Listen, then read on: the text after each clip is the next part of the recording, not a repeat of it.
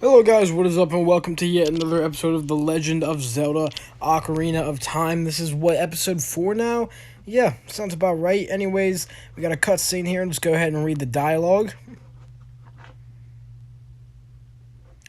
I am Impa of the Sheikahs. I am responsible for protecting Princess Zelda. Everything is exactly as the princess foretold. You are a courageous boy. You are heading out on a big new adventure, aren't you? My role in the princess's dream was to teach a melody to the one from the forest. This is an ancient melody passed down by the royal family. I have played this song for Princess Zelda as a lullaby ever since she was a baby. There is mysterious power in these notes. Now, listen carefully. Alright? So yeah, this is where you first learn the ocarina item in this game. It's gonna be utilized quite a bit throughout the game itself. And that's actually how you play it. Yeah, I just took a screenshot of it there. That was pretty much so I could actually memorize it. But yeah, that is how you play it, is using the arrow keys and A and whatnot. So yeah, it's pretty easy.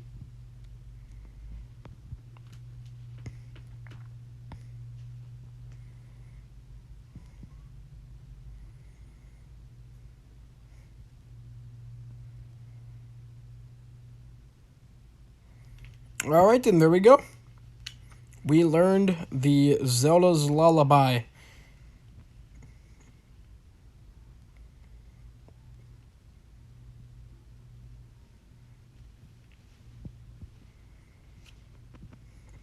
If the castle soldiers find you, there will be trouble.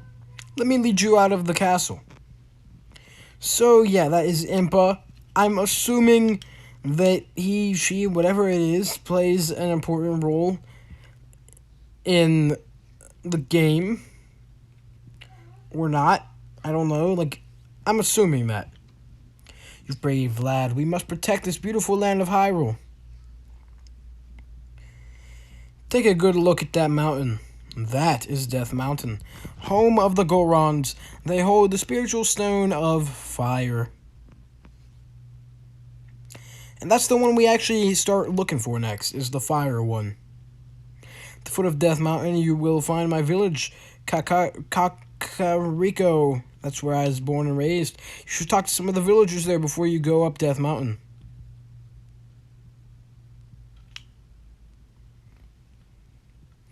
The song I just taught you has some mysterious power.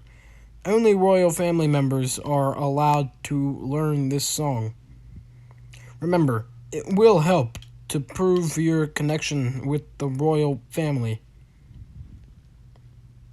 The princess is waiting for you to return to the castle with the stones. Alright? We're counting on you. So yeah, that's exactly what we do, I guess. I haven't reached the point where I even get the Firestone yet, but apparently there's 3 of them that we need. I don't know if it means 3 more or if there's 3 in total that we need, because we got the one from the Deku Tree. Apparently we're on our way to get the one from Death Mountain, and I don't know if there's 2 more after that or if there's another one that we need. Plus she said we need the Ocarina of Time. So yeah, I'm interested in seeing how the story is going to play out from here. I really am. But yeah, this episode I go up to Death Mountain, and up here is where we kind of learn the first instance. Or no, I don't go up to Death Mountain, but I go up to the Kakariko village. And yeah, up here is where we learn the first instance of using the ocarina in the actual gameplay. Because we're going to use it, and it actually sets off a cutscene. And it opens up a tomb. Then in the next episode, we're going to end up getting the Hylian Shield, which is the unbreakable shield. And bro, I was kind of nervous, because I knew it was either I get that Hylian Shield or I'm going to struggle the hell out of the next game, you know? Like, I don't know if I'm gonna be able to beat the final boss and nothing if I don't have the Hylian shield, because that was my strategy for Skyward Sword. Is I just used the Hylian shield to beat the boss at the end. This guy apparently is the boss of carpenters that Impa hired to improve the village and make it into a true city. But young men these days don't have any ambition. Do you know what I mean, kid? My workers are just running aimlessly around the village, and they're not making any progress at all. Even my own son doesn't have a job, and he just wanders around all day. They're all worthless, I tell you. Now, I'm assuming that's like a side mission or something, but I don't like partake in it.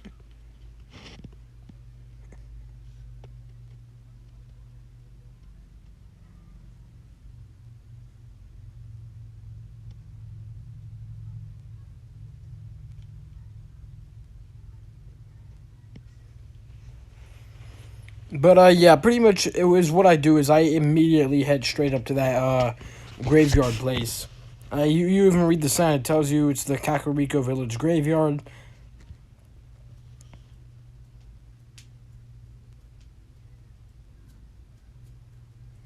So yeah, you just come in here, and at first glance, it doesn't look like much, but this is actually going to set off like a cutscene, I guess.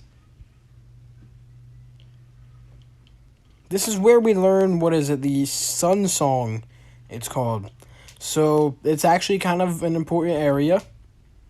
I don't know if you need the Sun Song for anything. I do know you need the Saria's song for something later on, and that's, you guys are going to see that in the next episode.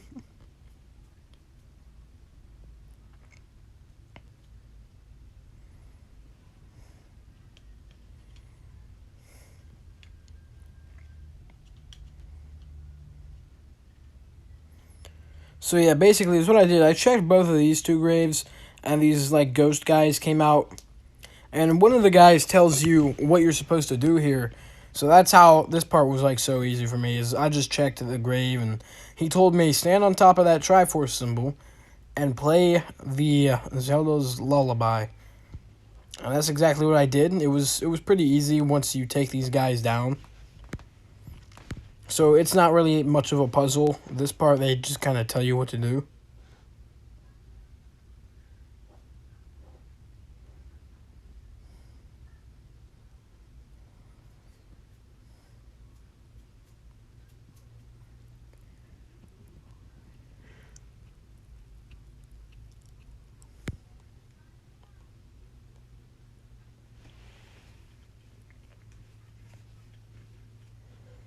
But yeah, I'm invested in this game already, and I know for a fact that the story is only gonna get better from here, because there's like so many iconic parts that I'm like looking forward to seeing and actually experiencing for the first time, like getting that what's the word for it, like, I'm not sure what the word for it is, like, uh basically just like the background information that I'm missing out on. Context. That's what the like actual word for it is. Yeah, like I'm excited to get the actual context behind some of those iconic parts that I've seen, and like it's gonna be all the more fun playing through it. That's like my mentality here, is that it's just fun as hell, and I'm excited to see like some of the Dark Link parts. The final boss, I know in itself is like a really iconic part of this game. It's like one of the most iconic parts in all of gaming.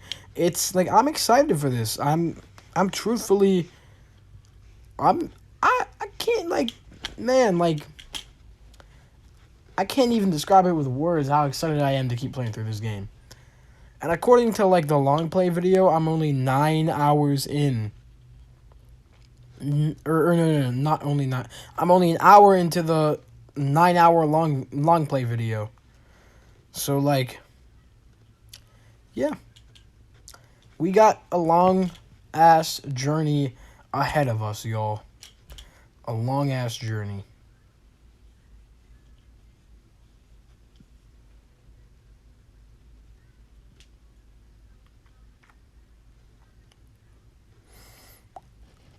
But yeah, basically, once you like take this guy out of there and defeat him, this is the guy I was talking about. Who he's gonna tell you like what to do here, and then I basically just kind of do it. It's a matter of beating his ass first.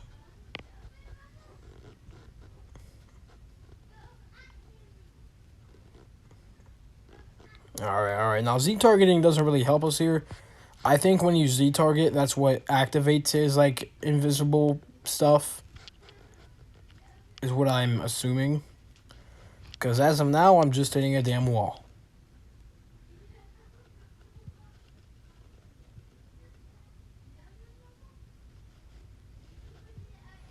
This little like lantern thing got me like a hell of a lot of times, like more than it should have.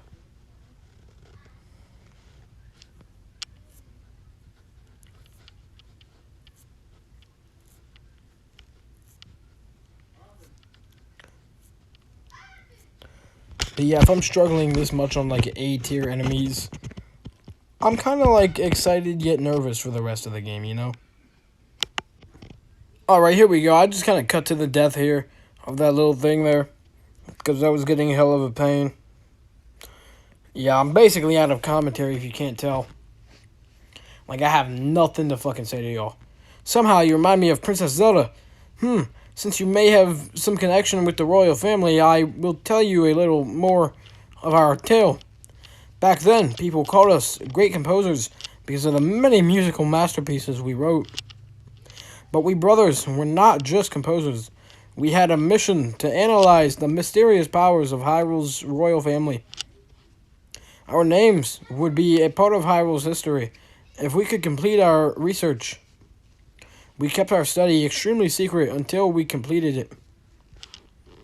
To tell the truth, each of us was studying a different song. One to summon the sun and another to summon the moon. If you were really sent by a member of the royal family, I will tell you about the results of our study. We inscribed it onto the royal tombstone. As a messenger of the royal family, you should show your royal credentials on top of the Triforce mark. Do you want to hear what I said again? No! But yeah, that's basically what he tells you is show your like loyalty or whatever on top of the Triforce mark. So that's what we do.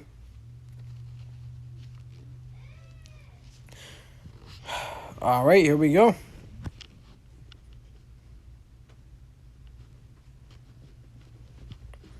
So you just stand on top of the Triforce.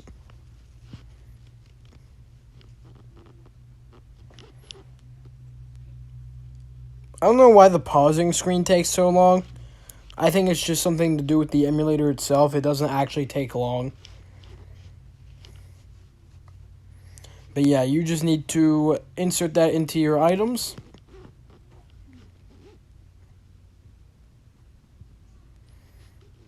Alright, now this is why they tell you to memorize that little lullaby there.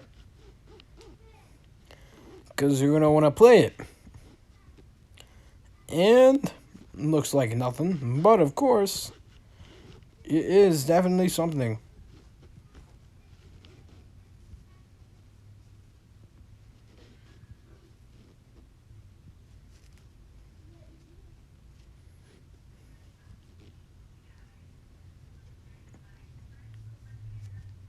Alright then.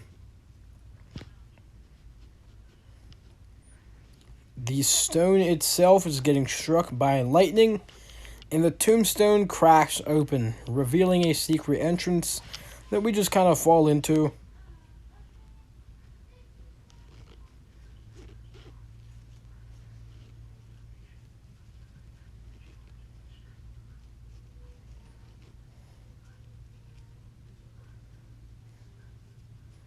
Alright, we are now in the royal family's tomb. And with that being said, that is going to be pretty much the end of this episode, right as soon as I get out of this room here. Yeah, literally any minute now. Maybe, hopefully. Alright, there's that. And what I didn't see is that there was like 3 other guys on the walls here Took me a second to notice it. But you just want to shoot them with your slingshot. That's what I did anyways. I'm not a Zelda expert, you know. I could be telling you all the wrong things. Who knows?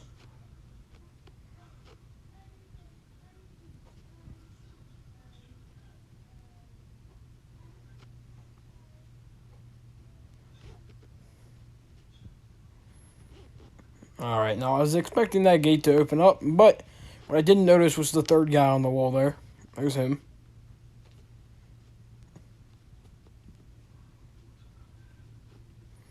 So you just shoot him. And there you go. Now what I wasn't expecting also was for the gate to open up just by doing that.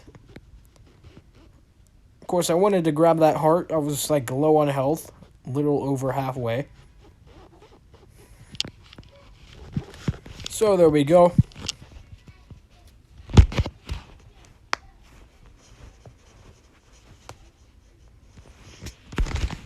Alright then. Time to fucking explore.